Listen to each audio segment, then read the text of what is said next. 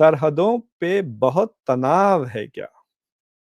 सरहदों पे बहुत तनाव है क्या? कुछ पता पता करो, तो करो, बिहार में इलेक्शन है क्या? चुनाव है क्या? ये जो एपी सिंह साहब है, इंडिया के एयर चीफ मार्शल, इससे पहले उन्होंने कहा था कि हमने 5 जहाज गिराए थे, याद है? 1 साल, 1 महीना, 1.5 महीना पहले तो लोग जब मज़ाक उड़ा रहे थे कि तुमको 3 महीने लगे पता लगाने के 5 जहाज गिराए। अब वो सडनली 10 हो गए हैं, जिसमें वो कह रहे हैं कि we destroyed Chinese made and American made के वो F-16s को भी आप फ़ोटोग्राफ्स लेके लगवा दें। F-16 देखो, ये 1, 2, 3, 4, 5, 6 अस्सी हैं, 86 या 84 जो भी हैं गिनवा दें। सो लाइक बिकॉज़ और मुझे हैरत की बात ये हुई कि उन्होंने अपने बयान में ये कहा कि पाकिस्तान कहता है कि उन्होंने हमारे 3 या 5 जहाज़ गिराए, उसका कोई सबूत नहीं है। तो इन्होंने क्या सबूत दिया? India is ready for another attack.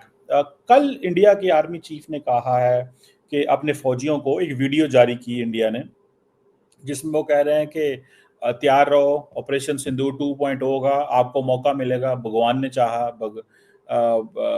जो है, और खुदा ने चाहा, परवरदिगार ने चाहा तो आपको मौका मिलेगा, और आप जो है ना, इस टाइम हम थोड़ा सख्त ऑपरेशन करने जा रहे हैं। आपको क्या लगता है, हर रोज थ्रेट आता है, हर रोज? अभी तो इंडियन एयर चीफ ने कह दिया हमने 10 जहाज गिराए हैं, अगले दिन उन्होंने प्रेस कॉन्फ्रेंस की है, सेट हुई हमने 9 से 10 जहाज गिराए हैं पाकिस्तान के, 5 जमीन पे थे, 5 हवा में हैं। ये उन्होंने अपनी एनुअल प्रेस कॉन्फ्रेंस जो की एयरफोर्स की, उन्होंने वहां पे कहे। What is there to talk? Is it because they want to win back the lost support, जो मासिस में अवाम से सपोर्ट लेना चाह रहे हैं, प्लान कर रहे हैं? क्या मतलब, what do you think of that? देखो, राहत इंदौरी का नाम जानते हो आप? राहत इंदौरी एक बहुत मशहूर शायर थे बेचारे, मेरी शायद। कभी उनसे मुलाकात नहीं हुई, वो अमेरिका भी आए थे।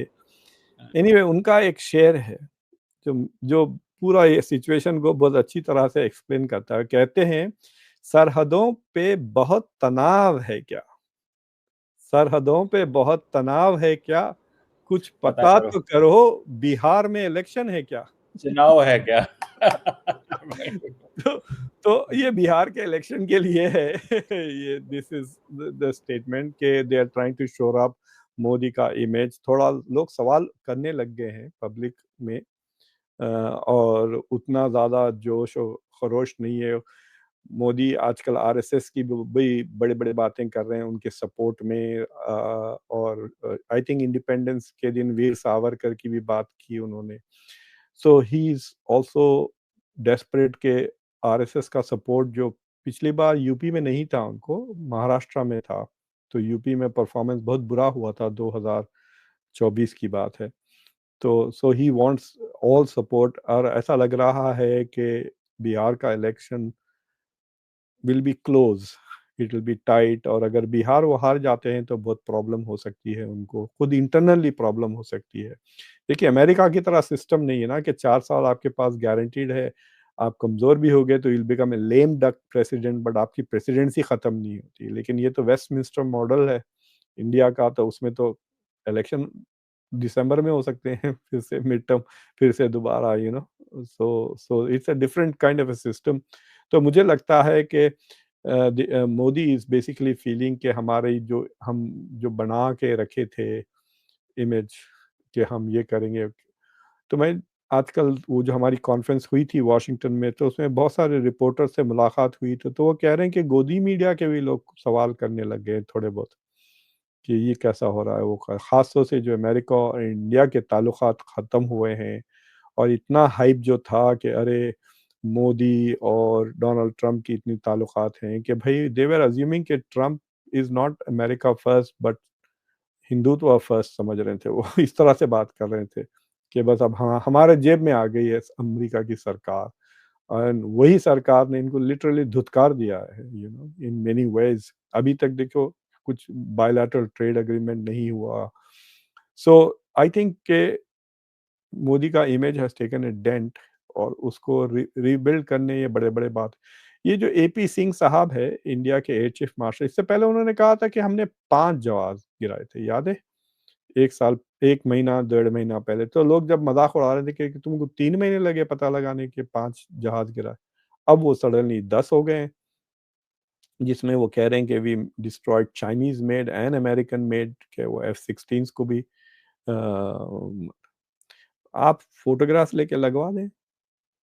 F-16 देखो, ये 1 2 3 4 5 86 है, 86 या 84 जो भी है गिनवा दें। सो लाइक बिकॉज और मुझे हैरत की बात ये हुई कि उन्होंने अपने बयान में ये कहा कि पाकिस्तान कहता है कि उन्होंने हमारे 3 या 5 जहाज गिराए, उसका कोई सबूत नहीं है।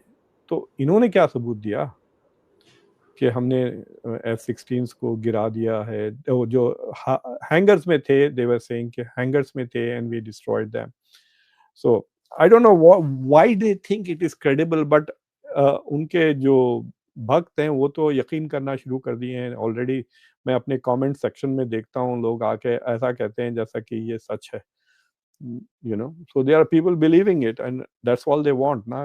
इफ दे बिलीव कि ये हो गया है तो फिर बट ये जो बड़ी बड़ी बातें कर रहे हैं, I don't know why they are trying to do this, because I don't think कि India can get into another action. मतलब फिर वही, अगर चाइना फिर दोबारा आ गया तो फिर इनकी जो चाइना के साथ ताल्लुकात बढ़ रहे हैं वो खत्म हो जाएंगे।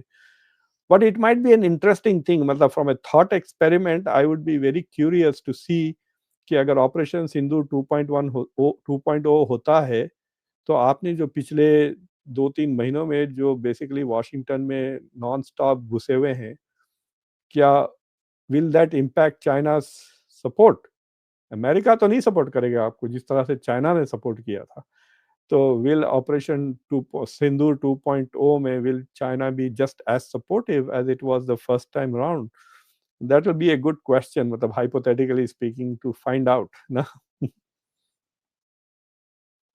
डॉक्टर आपको साहब, कैसा लगता है कि चाइना इज ओके? अब ये कब नया हार्बर भी आप उनको दे रहे हैं, पोर्ट दे रहे हैं गवादार के करीब में, which is kind of Contra. मैं वैसे डॉक्टर साहब अपनी जाती असेसमेंट में आपको बात बताऊं, मैंने कल रात ये थोड़ी बात चली है कि जो फाइनेंशियल टाइम्स की स्टोरी की, पाकिस्तान कह रहा है कि ऐसी बात नहीं है, ये प्राइवेट सेक्टर डिफरेंट निगोशिएशंस करता रहता है, डिस्कशंस होती रहती हैं, और ये हमने कोई प्रपोजल डिस्कस नहीं किया हुआ अमेरिकन से। ये एक प्लान आया था, आया है, एक बात आई है, रिप्लाई आया कल पाकिस्तान के स्टेट टीवी ने इसको रिस्पॉन्ड किया, कल रात की बात है। आई वाज अवेकिंग, मुझे they contacted me for this the Pakistan state TV, और मुझे इसका वो इल्म है। दोस्तों, एक वीडियो में मैंने डॉक्टर खान साहब को पाकिस्तानी बोला था, तो लोग मुझे ये बोलने लगे थे कि भाई वो इंडिया की पैदाइश है, वो पाकिस्तानी नहीं है। भाई मैंने ऐसे नहीं बोला था कि क्या कहते हैं वो मतलब पाकिस्तानी है। इसके जो शब्द हैं उन शब्दों के हिसाब से मैंने पाकिस्तानी होने की कैटेगरी दी थी। ये भारत में पैदा होकर, हैदराबाद में भी ये पैदा हुए थे ना, उसके बाद ये अमेरिका चले गए। लेकिन मुसलमान का जो जिहादीपना होता है ना, वो हमेशा रहता है, चाहे वो कहीं भी रहे, किसी भी देश में रहे। इन भाई साहब का जो एक जिहादीपन वाली सोच ना, भारत के प्रति एक नफ़रत जहाँ से पैदा हुए हैं, ठीक है, उसके प्रति कितनी नफ़रत दिखाता है।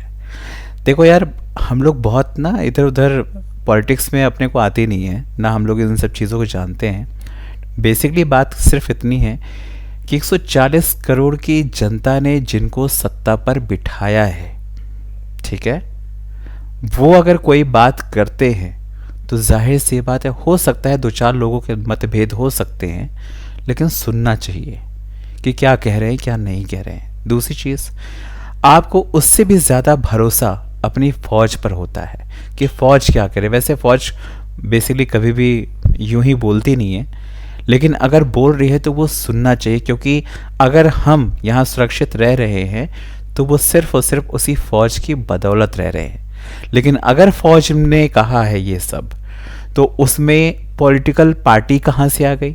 जो इन्होंने ये राहत इंदौरी साहब का जो शेर फेंक के मारा है ना कि सरहदों पर बड़ा तनाव है, कहीं चुनाव, बिहार में चुनाव है, समथिंग ऐसा बोला।